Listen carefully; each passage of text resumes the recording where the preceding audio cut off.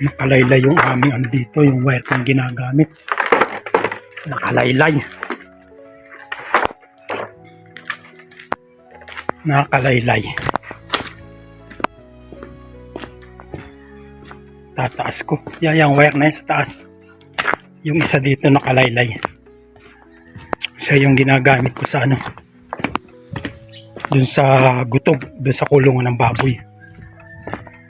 Tatali ko lang naman. Ayan o. Nakikita niya yan o. Nakalaylay o.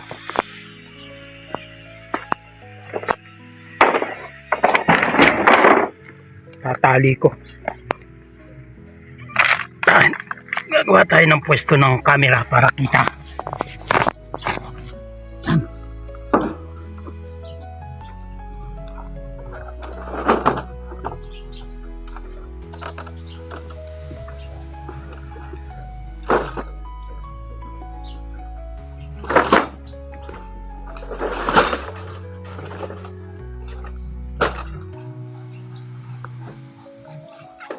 Bismillahirrahmanirrahim.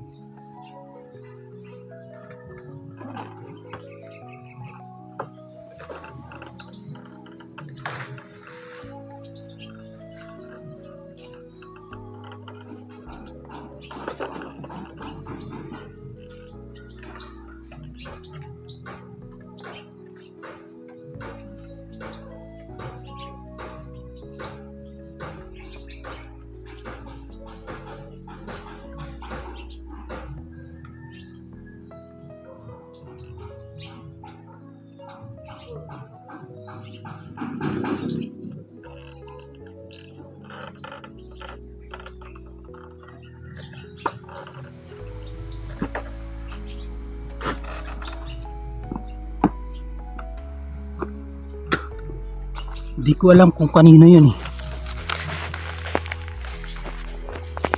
Di ko alam kung kanino yun, kung yung ginagamit kong wire. Kasi yung isa, yung ginagamit ko. Itong isa kay Manong Ansis. Tapos yung isa kay Jonel. Ayan, pwede na yan. Kalaylay eh. Tinali ko rin. Kalaylay. Oo, delikado na eh. Mga tuko. Alin? Matibay yan. May ugat yan. Hintayin natin yan tumumba. Pero may ugat yan eh. Ayun, yung sa mansinitas na yun. Nakatumba na nga naman eh. Pero kan eh, may ugat yun eh, mansinitas yun. Yung ang tawag dito. Aratilis. Aratilis yun eh. Ayan yung ginagawa nilang ano. Karsada. Yung daan ng tricycle. Yung dulong yun, yung dulo na yun. Yung dulo na yun. Papatungan ng tulay na bakal pagka yung pumasok ang tubig. Ayos na. O, di mataas na. Kakatakot kasi. Baka abutin ng bata. Kaya itinaas ko na lang.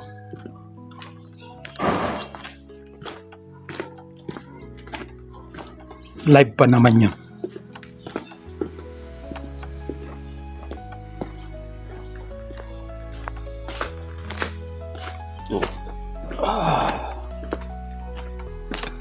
Live pa naman yun. At pagpapapreparasyon tayo sa ano, doon sa gagawing kulungan ng biik. Preparasyon. Tignan ko yung mga materialis kung kompleto pa. Kasi matagal nang hindi nakakapag-welding eh. Baka expire na yung kamay.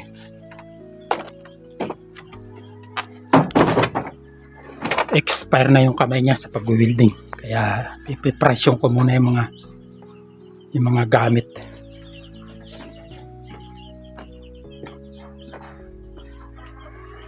Ay, daling ko muna pala ito.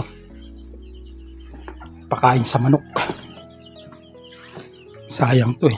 Yung tinapay, pakain ko sa manok. Ito. Sisira lang. Parang to eh.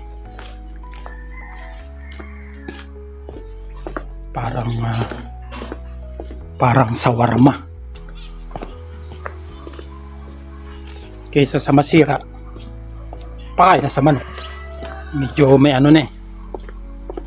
Medyo may amoy na.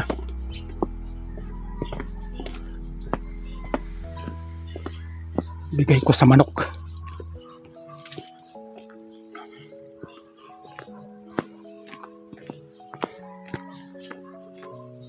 Yan. Kumain na yung mga yan, pero walang walang kabubusugan yung mga manok na yan. Walang kabubusugan yung mga manok na yan.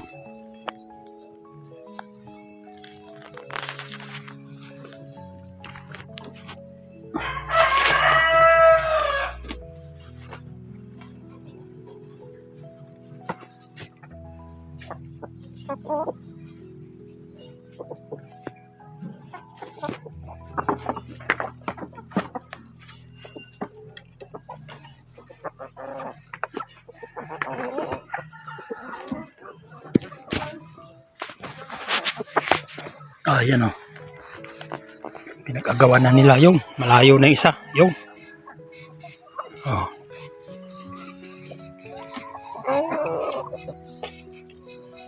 Yung buko yan. Yung buko ng iyog yung iba. Yung malayo na yung isa.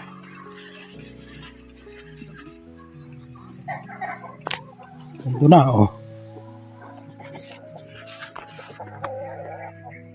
Balik na tayo doon.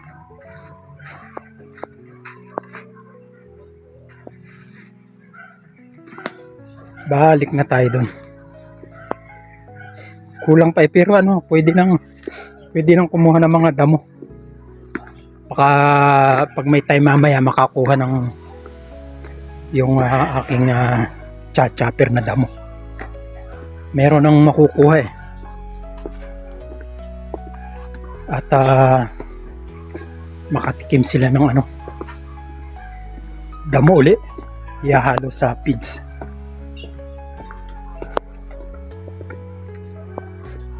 Kahit lang 50-50.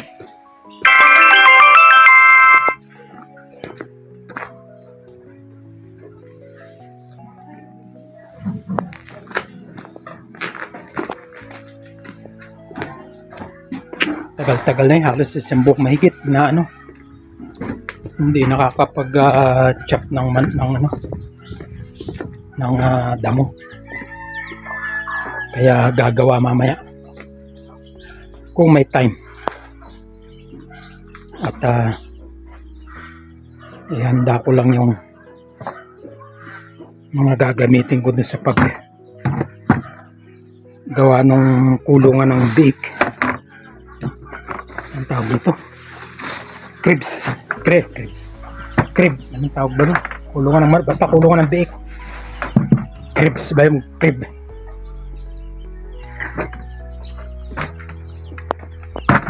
Practice tayo mag-welding.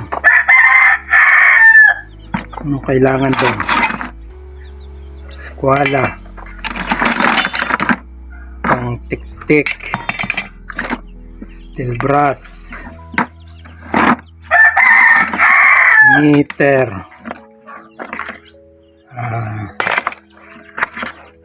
Meron pa ditong pang sander. Chalkstone, meron na ron. Yung binili kong pang marker na bago. Yung binili ko sa online na pang marker. Okay, mamaya na ulit. Martilyo.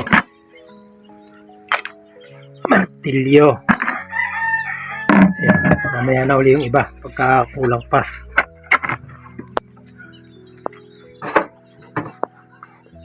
Preparasyon lang. Mag-aaral tayong mag-welding. Mag-aaral tayo mag-welding.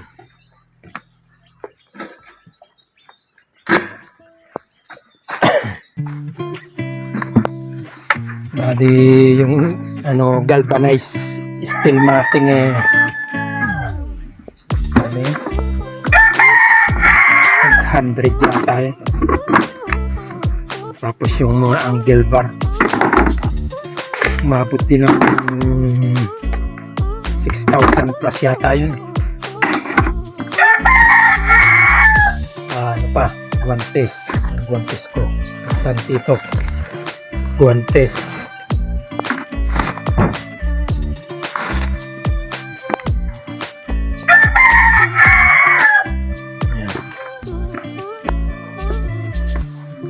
Curves ng baboy gagawin ko ngayon.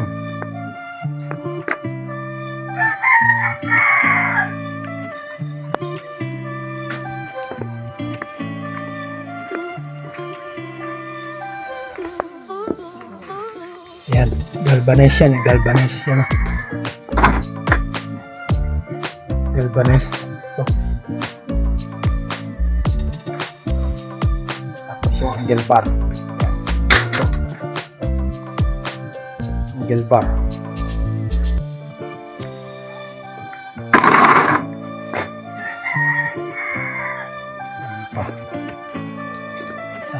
Grinder.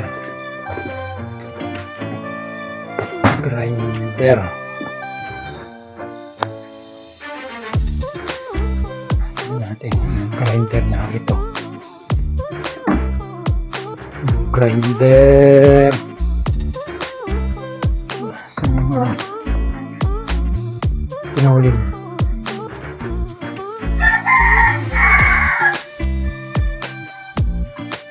Grinder. Ano pa? Kailangan pa rin. Madilim dito. Lagyan natin ng dilaw. Yan.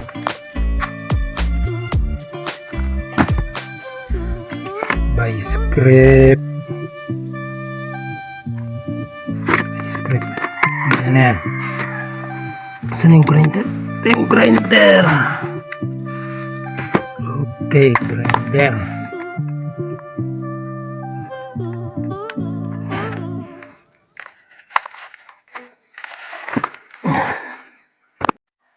Ano pa ang kailangan doon? Ano pa yung kailangan?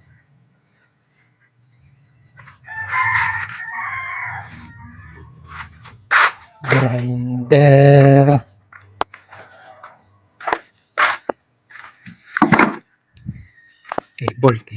Cable pala. Cable dyan, nakababa yung galing ko. Pagpigdang kalabit bisang.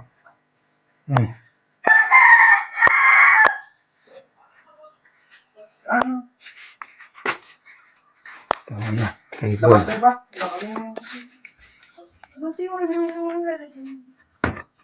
Cable.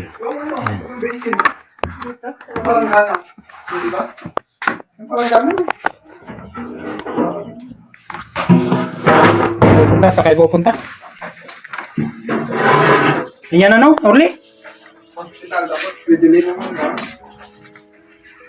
Gamit na.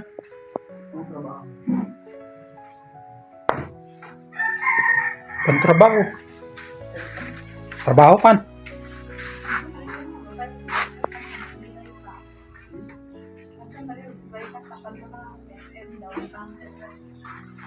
Cable. Cable tayo. Cable. Okay, ano pa?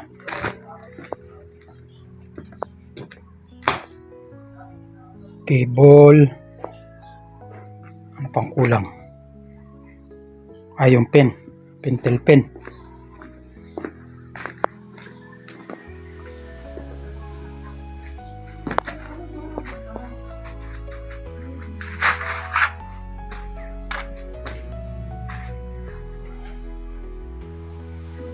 Pentel pen. Nasaan na? Yung in-order ko sa Shopee. Nasaan na yan? Wala na yan. Saan na naipalagay?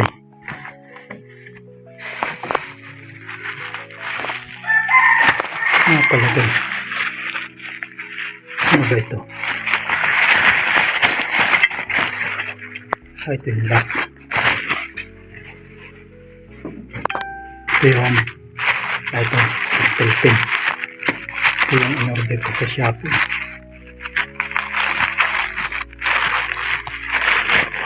Hindi. Iba ito. Nasaan na yun? Iba ito. Drill bit. Nasaan na yun? Wala na.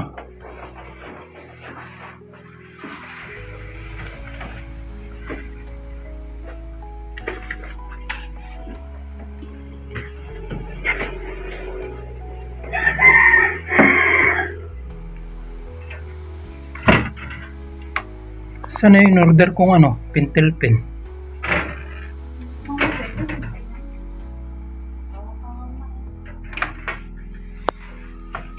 Tawang kanyo eh.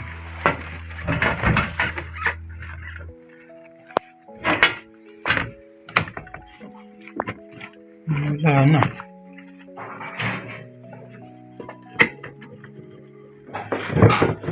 Ito, welding rod lang narito eh. Welding rod.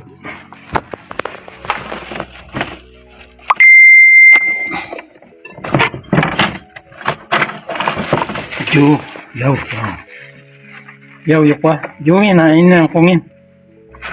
Pentel ito in-order ko sa Shopee. Okay. Meron tayong welding rod. May pentel pen.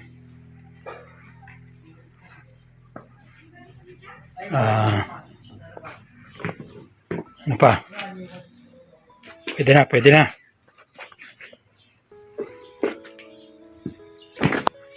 Ayan. Preparasyon tayo. Okay. Ay, si Manong Ansis pala, yung welding machine. Nandito pa ba si Manong Ansis?